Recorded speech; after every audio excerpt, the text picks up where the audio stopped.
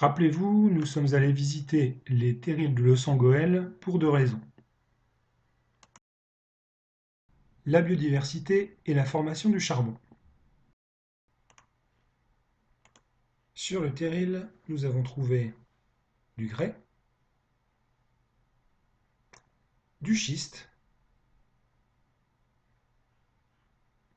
et du charbon. Sur les schistes, nous avons pu observer des empreintes végétales. Ici, une empreinte de fougère. Dans le charbon,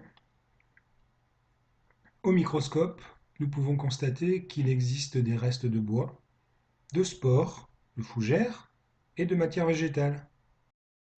Nous pouvons en conclure que le charbon est issu de restes de végétaux. Ici, voici la forêt houillère du Carbonifère avec ses fougères géantes. La formation du charbon se déroule en trois étapes. L'installation de la forêt, la subsidence, la forêt recouverte par l'eau, et enfin le retour de la forêt. Voyons un peu ces étapes une à une. Première étape, la forêt s'installe en bordure de bassin sur du sable qui donnera du grès.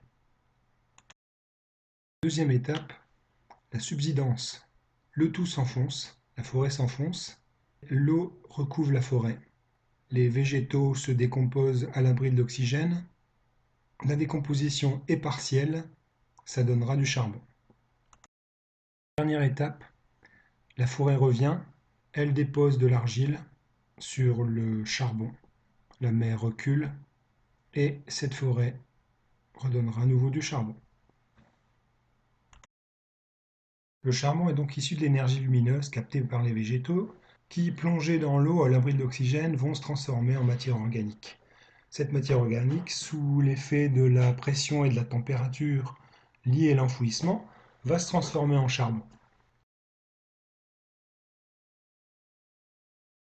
Les gisements se situent donc dans les marges continentales, au bord des mers ou dans des mers peu profondes qui forment des bassins sédimentaires. On trouve les formations de charbon essentiellement dans les couches géologiques du Paléozoïque, pendant l'ère primaire, et notamment dans le Carbonifère. Voilà, à bientôt pour un prochain cours. Created using Powtoon.